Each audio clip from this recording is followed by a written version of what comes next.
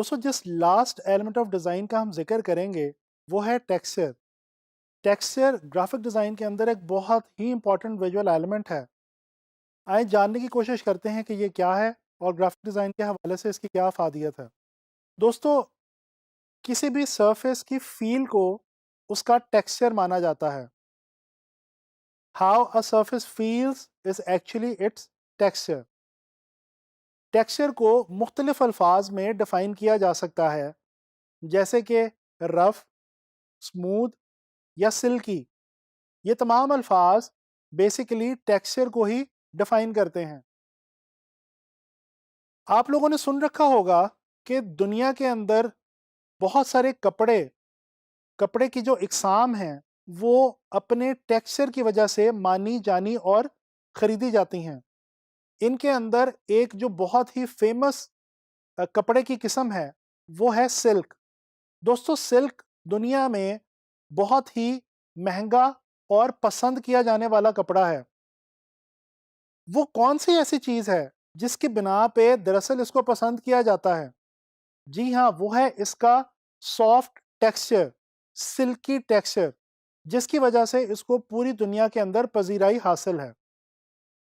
दोस्तों टेक्सचर्स जो हैं ये ऑर्गेनिक भी हुआ करते हैं और नॉन ऑर्गेनिक भी।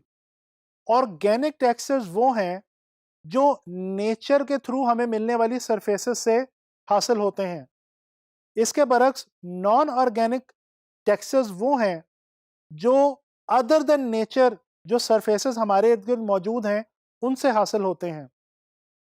ऑर्गेनिक टेक्सचर्स की मिसाल पत्तों की टेक्सचर्स, ग्रास का टेक्सचर, रेत का टेक्सचर, मट्टी का टेक्सचर, फूल का टेक्सचर, ये तमाम टेक्सचर्स एक्चुअली ऑर्गेनिक टेक्सचर्स हैं।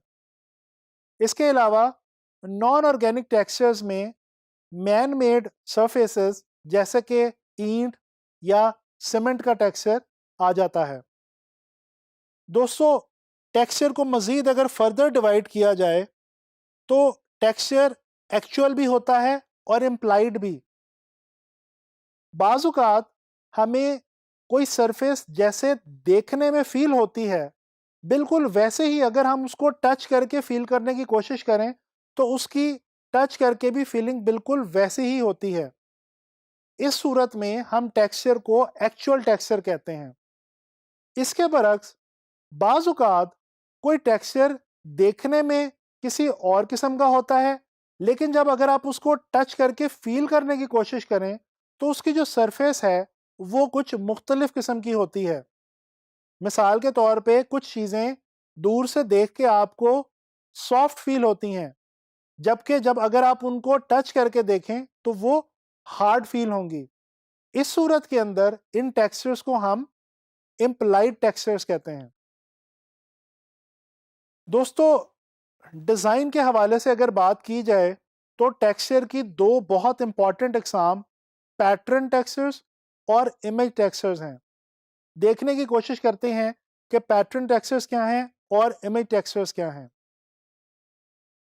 दोस्तों जब मुख्तलिफ शेप्स को एक ख़ास पैटर्न में रिपीट किया जाता है, उस रेपिटिशन से जो टेक्सचर हमें मिलता है उसको हम पैटर्न टेक्सचर के तौर पे जानते हैं। पैटर्न टेक्सचर का इस्तेमाल आम तौर पे कपड़े, जूते और एक्सेसरीज बनाने वाले फैशन ब्रांड्स किया करते हैं। स्क्रीन पे आप इस वक्त अपने सामने एक बहुत ही मशहूर ज़माना ब्रांड लुई विटॉन का एक हैंडबैग देख रहे हैं। इस हैंडबैग के ऊपर एक ख़ास टेक्सचर जो कि इनके अपने ब्रांड को ज़ाहिर करता है, एंग्रेव किया गया है और आप देख सकते हैं कि वही टेक्सचर उसके अंदर भी प्रिंट किया गया है।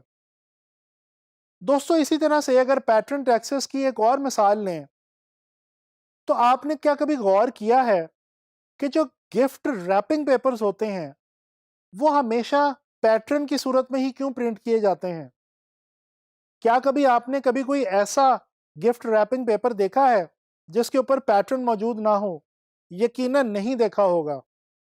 इसकी वजह भी यही है कि पैटर्न की सूरत में जब कोई चीज़ रैपिंग पेपर के ऊपर प्रिंट की जाती है, वो जो डिज़ाइन होता है वो उस प्रिंट के अंदर बहुत ज़्यादा इंटरेस्ट क्रिएट करने में मदद देता है। और फर्दर जब उस रैपिंग पेपर के अंदर किसी भी गिफ्ट को रैप किया जाता है, तो उस गिफ्ट को दिए जाने के साथ जो एक्साइटमेंट अटैच्ड है, वो एक्साइटमेंट मरती नहीं है बल्कि कायम रहती है। दोस्तों, जो दूसरी टाइप हमने अभी डिस्कस की वो है इमेज टेक्सचर। आम तौर पे मुख्तलिफ किस्म के इमेजेस की मदद से हमें जो टेक्सचर्स हासिल होते हैं वो इमेज टेक्सचर्स कहलाते हैं। इमेज टेक्सचर्स इन्वायरमेंटल भी हो सकते हैं, बायोलॉजिकल भी हो सकते हैं और मैन मेड भी हो सकते हैं। इन्वायरमेंटल टेक्सचर्स कमोबेश जिस तरह मैंने अभी आपको ऑर्गेनिक टेक्सचर्स की मिसालें दी, उसी तरह के हुआ करते हैं, जो कि हमें आमतौर पे हमारे एनवायरनमेंट और सराउंडिंग से हासिल होते हैं। इसके अलावा बायोलॉजिकल टेक्सचर्स जो हैं वो आम तौर पे इंसानों या जानवरों की स्किन से हासिल होने वाले टेक्सचर्स होते हैं। इसके अलावा दुनिया भर में जितनी भी मैन मेड चीज़ें मौजूद हैं, जितने भी मैन मेड सर्फेसेस, मटेरियल्स या ऑब्जेक्ट्स मौजूद हैं, उन तमाम से हासिल होने वाले टेक्सचर्स मैन मेड टेक्सचर्स कहलाते हैं। दोस्तों, ग्राफिक डिज़ाइन के अंदर टेक्सचर की बहुत ही ज़्यादा इंपॉर्टेंस है। आम तौर पे जब हम कोई डिज़ाइन बनाने लगते हैं, मिसाल के तौर पे कोई पोस्टर या ब्रोशर वगैरह डिज़ाइन करने लगते हैं, तो सबसे पहला और इम्पॉर्टेंट मरहला होता है उस डिज़ाइन का एक बैकग्राउंड क्रिएट करना। दोस्तों, ग्राफिक डिज़ाइन में याद रखें, बैकग्राउंड्स क्रिएट करने के लिए टेक्सचर एक सबसे ज़्यादा आजमूदा हल है।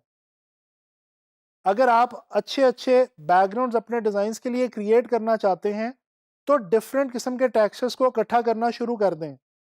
इन टेक्सचर्स को आप ना सिर्फ अपने एनवायरनमेंट से हासिल कर सकते हैं, बल्कि इंटरनेट पे भी आपको काफ़ी सारे टेक्सचर्स इमेजेस की सूरत में मुहैया हैं। दोस्तों, अगर आपको कोई भी टेक्सचर अपनी डेली लाइफ के अंदर पसंद आए, जैसे चाय का टेक्सचर या चीनी का टेक्सचर या किसी भी और चीज़ का टेक्सचर, आप फ़ौरन से उसकी एक तस्वीर खींच लें।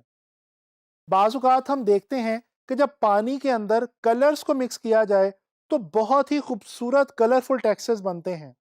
आप इस तरह के तमाम टेक्सचर्स को तस्वीर की शक्ल में स्कैन कर लें और स्कैन करके आप इलस्ट्रेटर और फ़ोटोशॉप वगैरह में अपने डिज़ाइंस के लिए एज़ अ बैकग्राउंड इस्तेमाल कर सकते हैं। दोस्तों, ये थी टेक्सचर के हवाले से बात। उम्मीद है आपको टेक्सचर के हवाले से समझ आ गई होगी और इसके साथ ही हमारे एलिमेंट्स ऑफ डिज़ाइन का जो टॉपिक है वो यहाँ पे कंक्लूड होता है। ये जो एलिमेंट्स ऑफ डिज़ाइन तमाम हमने पढ़े और इनके बारे में हमने सीखने की और जानने की कोशिश की, ये यकीनन आपको आगे चल के डिज़ाइन बनाने के लिए बहुत ज़्यादा हेल्प करेंगे। आने वाले लेक्चर्स में हम बात करेंगे प्रिंसिपल्स ऑफ डिज़ाइन के बारे में।